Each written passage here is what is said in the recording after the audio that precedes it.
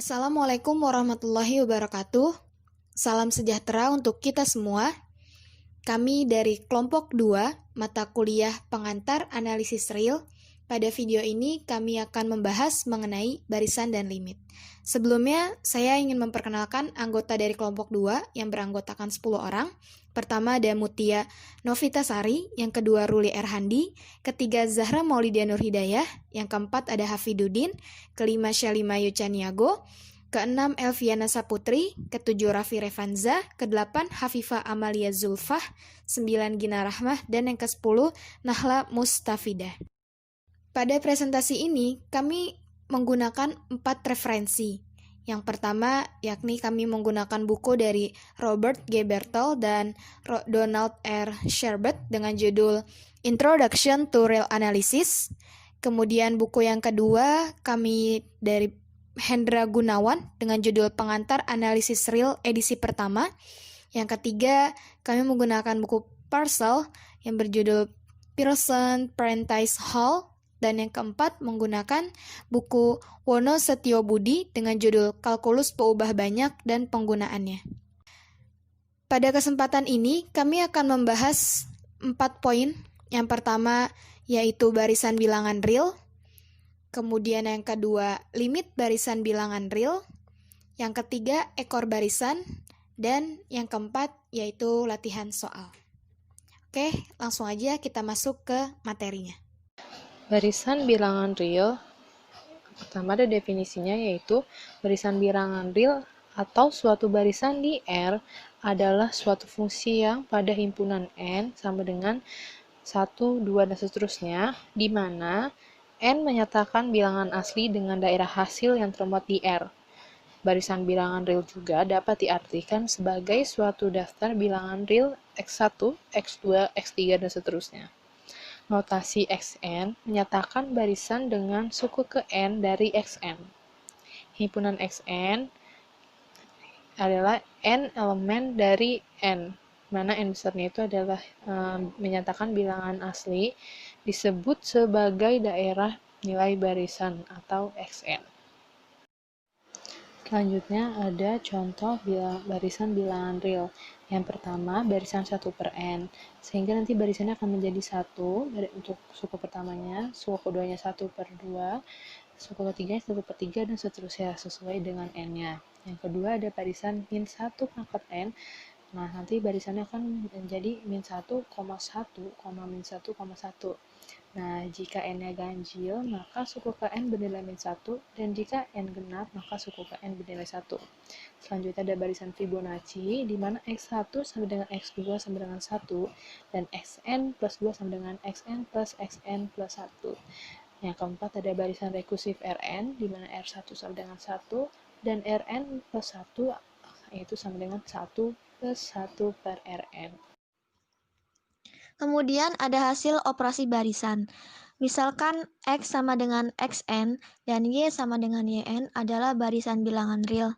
Maka yang pertama, jumlah atau selisih dua barisan dapat didefinisikan sebagai barisan. X plus minus Y sama dengan Xn plus minus Yn. Kemudian yang kedua, hasil kali dua barisan dapat didefinisikan sebagai barisan.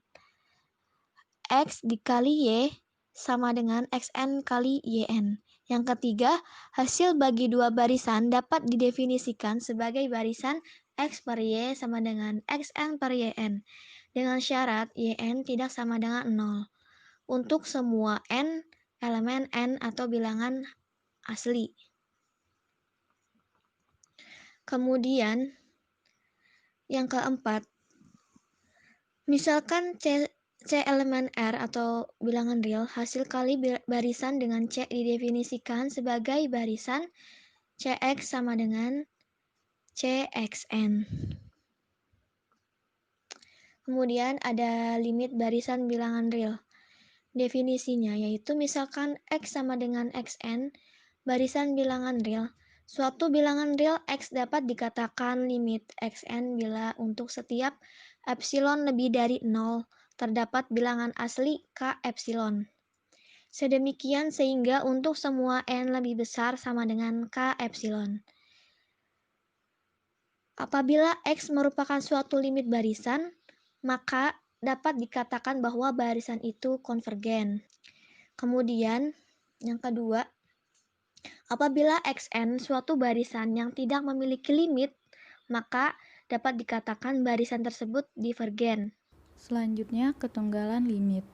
Di sini akan dibuktikan bahwa setiap barisan hanya memiliki satu limit. Yang pertama, menggunakan sifat kontradiksi untuk pembuktian. Lakukan pengandaian sebaliknya, yaitu X aksen dan X double aksen. Keduanya ini adalah limit dari X sama dengan Xn, dan dengan syarat X aksen tidak sama dengan X double aksen. Lalu pilih epsilon lebih besar dari 0, sehingga V epsilon X aksen dan V epsilon X double aksen saling asing atau tidak beririsan, yaitu epsilon kurang dari 1/2 dikali dengan mutlak X double aksen dikurangi dengan X. Kemudian kita misalkan K aksen dan K double aksen adalah bilangan asli, sehingga apabila N lebih besar dari K aksen, maka Xm merupakan elemen dari V epsilon X aksen, dan bila N lebih besar dari K double aksen, maka Xn merupakan elemen dari V epsilon X double aksen. Dan ini kontradiksi dengan pengandaian bahwa V epsilon X aksen dan V epsilon X double aksen adalah saling asing atau tidak beririsan, maka haruslah X aksen sama dengan X. Saya akan menjelaskan ketunggalan limit. Di sini terdapat teorema 3.1.5. Isinya itu misalkan X besar sama dengan Xn, barisan bilangan real, dan misalkan X kecil ada di R. Maka pernyataan berikut ekuivalen di yang pertama itu X besar konvergen ke X kecil. Yang kedua, untuk setiap lingkungan epsilon, V epsilon X kecil terdapat bilangan asli K epsilon, sehingga untuk semua N lebih besar sama dengan K epsilon, suku-suku Xn ada di V epsilon X. Yang ketiga itu, untuk setiap epsilon lebih besar dari 0, terdapat bilangan asli K epsilon, sehingga untuk semua N lebih besar sama dengan K epsilon, suku-suku Xn memenuhi tanda mutlak Xn kurang X kurang dari epsilon. Yang terakhir itu, untuk setiap epsilon lebih besar dari 0, terdapat bilangan asli K epsilon, sehingga untuk semua N lebih besar sama dengan K epsilon, suku-suku Xn memenuhi X kurang epsilon kurang dari Xn kurang dari X ditambah epsilon untuk setiap N lebih besar dari K epsilon. Selanjutnya adalah contoh. Contoh yang pertama, buktikan bahwasannya limit 1/N sama dengan 0. Kita jawab, misalkan diberikan sembarang epsilon lebih dari 0, maka menurut sifat Archimedes terdapat K elemen dari bilangan N atau bilangan asli, sehingga 1/K kurang dari epsilon. Akibatnya, untuk semua N lebih besar dari sama dengan K dipenuhi 1/N dikurang 0 dalam tanda mutlak sama dengan 1/N kurang dari sama dengan 1/K kurang dari epsilon. Ini membuktikan bahwasannya limit 1/N sama dengan 0. Oke. Selanjutnya, contoh yang kedua, limit 1/N kuadrat sama dengan 0. Mari kita buktikan. Misalkan, diberikan sembarang epsilon lebih dari 0, maka terdapat K elemen dari N atau bilangan asli, sehingga 1/K kurang dari akar epsilon. Akibatnya, untuk semua N lebih besar dari sama dengan K dipenuhi 1/N kuadrat dikurang 0 dalam tanda mutlak sama dengan 1/N kuadrat kurang dari sama dengan 1/K kuadrat kurang dari akar epsilon dikuadratkan. Nah, ini membuktikan bahwasannya limit 1/N kuadrat sama dengan 0. Ekor barisan. definisi. Misalkan X besar sama dengan X1, X2, X3 barisan bilangan real, misalkan M bilangan asli. Maka ekor M dari barisan X besar didefinisikan sebagai X besar M sama dengan X kecil M tambah 1, X kecil M tambah 2, sampai X kecil M tambah N. Nah, di sini ada contohnya. Jadi contohnya itu ekor 3 dari barisan X besar sama dengan 2,4, 6, 8, 10 sampai 2N. Nah, ini kan barisan bilangan genap ya. Nah, adalah barisan, nah kita jawab nih, kan ekor 3. Nah, 3 itu M kan, dari yang definisi di atas, 3 itu M. Jadi kita masukin aja ke definisi yang di atas, jadinya X3 sama dengan, nah 3 ditambah 1 jadinya 4, 3 ditambah 2 5, 3 tambah 3 6, dan seterusnya sampai 3 ditambah N. Nah, kan dilihat dari X besar ini kan, dari bilangan ini kan, yang genap ini tadi 2 itu X1, 4 itu X2, 6 itu X3, 8 itu X4. Nah, jadi X3 itu sama dengan mulainya dari X4 karena X3 ditambah 1 jadinya X4. Nah, jadi kita mulai dari 8, X5 nya itu 10, X6 nya itu 12, dan seterusnya sampai 2N plus 6. Baik, untuk selanjutnya teorema 3.1.9. Misalkan X sama dengan Xn di mana N elemen bilangan asli adalah barisan bilangan real dan misalkan M elemen bilangan asli. Kemudian ekor ke M, Xm sama dengan Xm plus N di mana N elemen bilangan asli dari X konvergen jika dan hanya jika X konvergen. Dalam hal ini, limit Xm sama dengan limit X. Yang selanjutnya, teorema 3.1.10.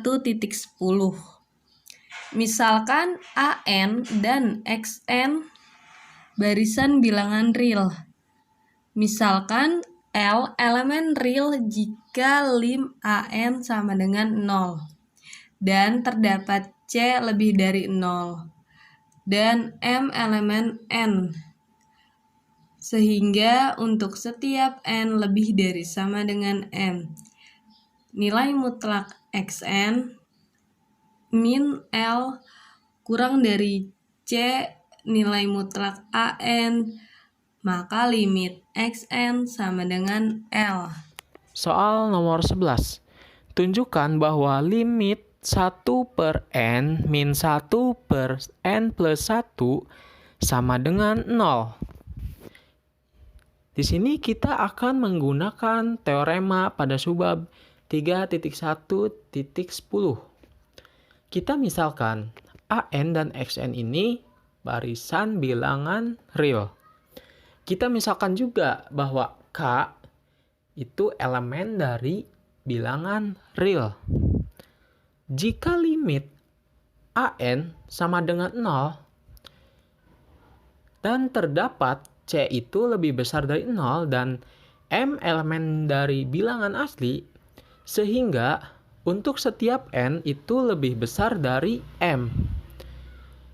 Nilai mutlak Xn min L lebih kecil dari C nilai mutlak AN. Maka untuk limitnya, limit Xn sama dengan L.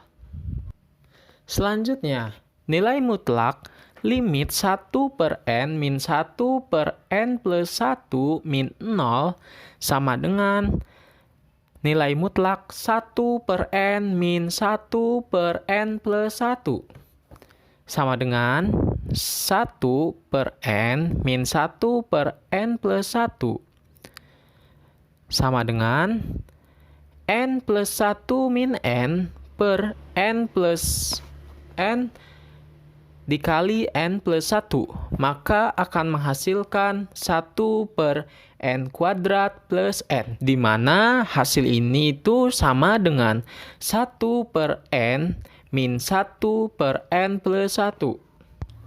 Nah, karena n itu lebih kecil dari n plus n kuadrat untuk setiap n, maka didapat 1 per n kuadrat plus n lebih kecil dari 1 per n, dan diperoleh nilai konstanta C adalah atau sama dengan 1, dan AN sama dengan 1 per n, dan AM sama dengan 1. Karena limit 1 per n sama dengan 0, maka semua syarat teorema 3.1.10 telah terpenuhi. Maka kita bisa mengaplikasikannya ke barisan. Xn sama dengan 1 per n min 1 per n plus 1.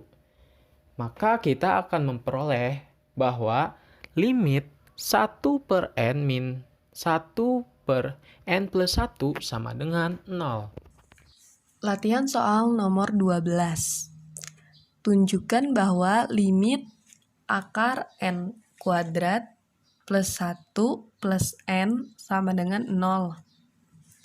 Misalkan xn adalah barisan bilangan real dan misalkan x elemen bilangan real jika an adalah urutan bilangan real positif dengan limit an sama dengan 0. Dan untuk beberapa konstanta bilangan kompleks lebih dari 0. Dan untuk semua m elemen bilangan asli, kita miliki nilai mutlak xn min x kurang dari sama dengan bilangan kompleks an.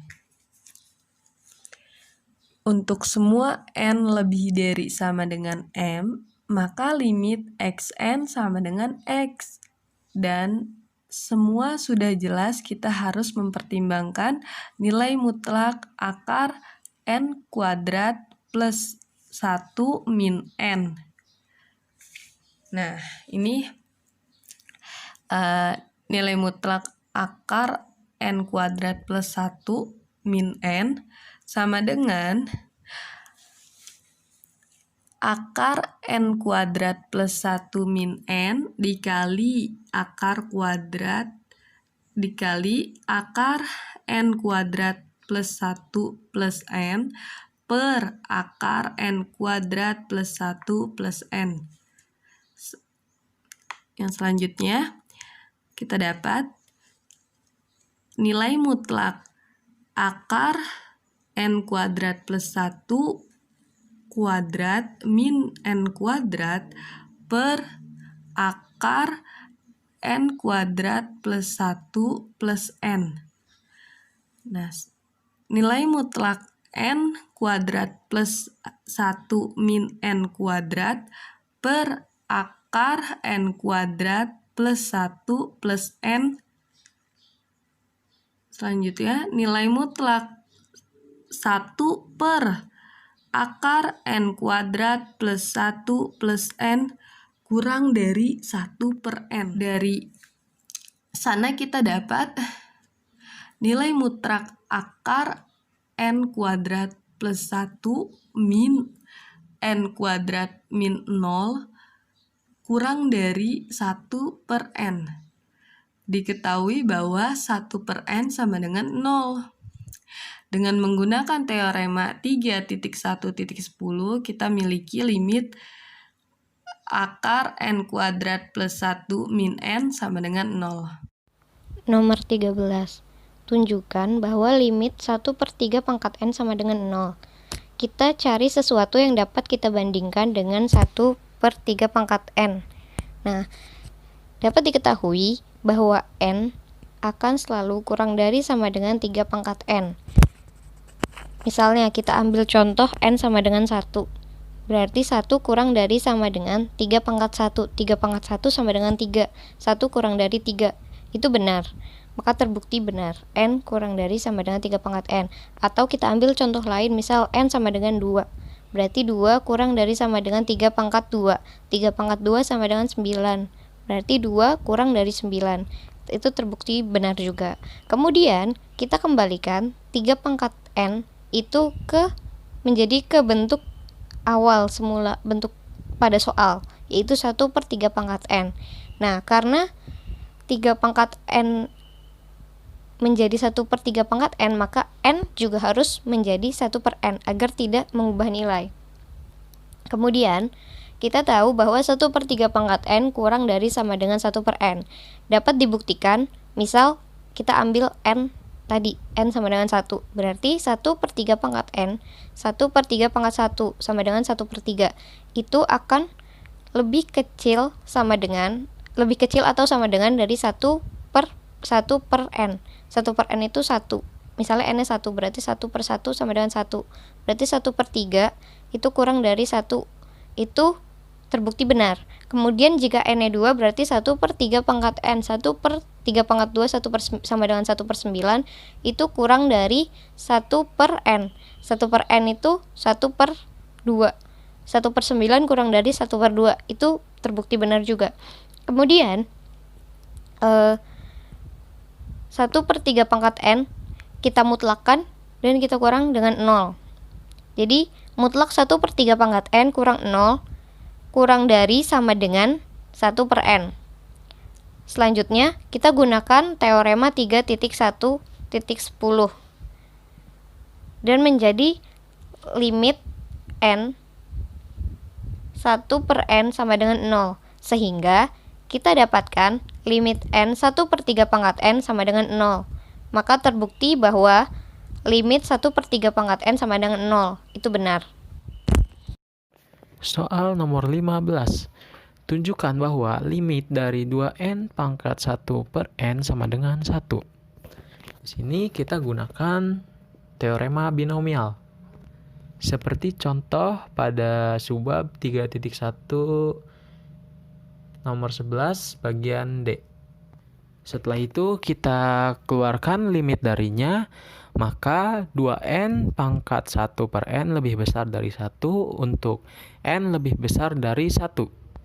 Kita bisa tuliskan 2N pangkat 1/N sama dengan 1 plus Kn, untuk Kn itu lebih besar dari 0.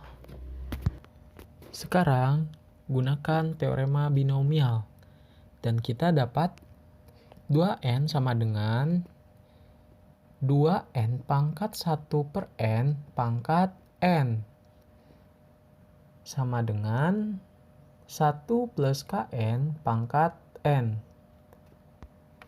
dan sama dengan 1 plus N Kn plus 1/2N dikali N min 1 dikali K dari N sampai 2 plus sampai K dari N sampai N, di mana lebih besar dari 1/2N dikali N min 1 dikali K dari N sampai 2, di mana K dari N sampai 2 ini lebih kecil dari 4/N min 1.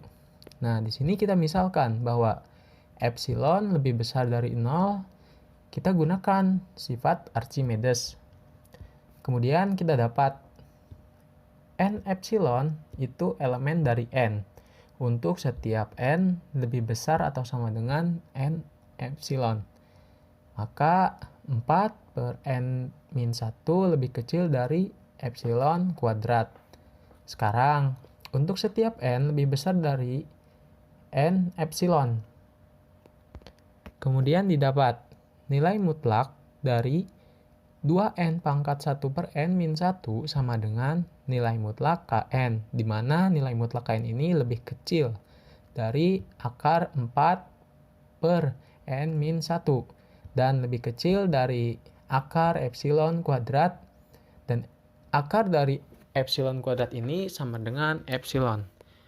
Nah, akhirnya kita dapat karena epsilon lebih besar dari 0, maka kita dapat bahwa limit dari 2n pangkat 1 per n sama dengan 1. Nomor 16, tunjukkan bahwa limit n kuadrat per n faktorial sama dengan 0. Langkah pertama yaitu kita buat mutlak n kuadrat per n faktorial min 0 sama dengan n kuadrat per n faktorial. Kemudian, pindah ruaskan n kuadrat per n faktorial yang berada di sebelah kiri menjadi ke sebelah kanan, sehingga menjadi n kuadrat per n faktorial kurang dari n kuadrat per n faktorial. Setelah itu, sederhanakan masing-masing dari kedua persamaan berikut. Menjadi n per n kuadrat min 3n plus 2 kurang dari 1 per n min 3. Nah, di sini karena 1 per n adalah ekor barisan keempat untuk 1 per n min 3, berdasarkan teorema 3.1.9,